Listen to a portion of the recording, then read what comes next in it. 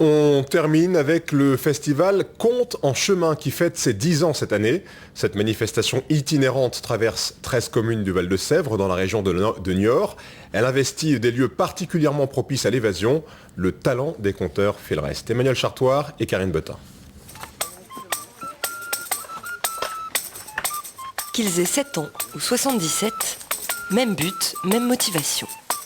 On a l'habitude de faire de la randonnée. Heureusement qu'on ne transporte pas nos bancs à chaque fois, quand même.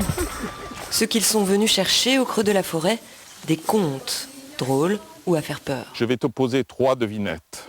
Mais si tu ne peux répondre ne serait-ce qu'à une seule de ces devinettes, je te rôtirai sur des petits oignons avec des... La promenade durera 2 heures, 6 étapes. Jean, fils de Pierre, et 6 univers. T'as qu'à cultiver plus pour gagner plus. Il faut être convaincu de ce qu'on dit et le voir pendant qu'on le dit, qu'on ait des tableaux dans la tête, des choses qu'on ne dit pas obligatoirement, mais qui donnent la conviction à ce qu'on va exprimer. Pour les aider un petit peu, elle a... Depuis 10 ans, toujours le même principe, des conteurs, amateurs ou professionnels, proposent leurs histoires en plein air, On est tous seuls.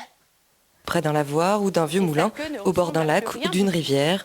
L'endroit doit être propice. Mais enfin, Julia, j'y vais depuis des semaines, il se passe jamais rien. C'est bien, j'aime bien l'ambiance.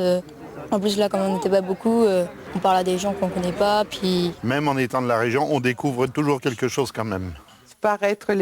C'est ainsi que le temps d'une soirée, une carrière désaffectée se transforme en palais andalou par la seule grâce de la parole. Le plus beau joyau d'Occident, l'Alhambra de Granada et ses jardins. Le renouveau du conte est très récent. C'est un métier neuf qui démarre il y a une vingtaine d'années.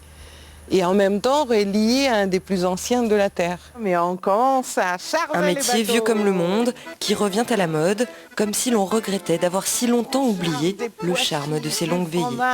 On charge.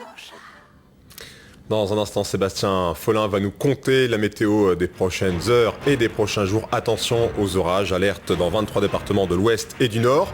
Puis ce sera le téléfilm Premier Suspect. Demain, pour l'information, vous retrouverez Jacques Legros à 13h. Très bonne soirée, demain à 20h.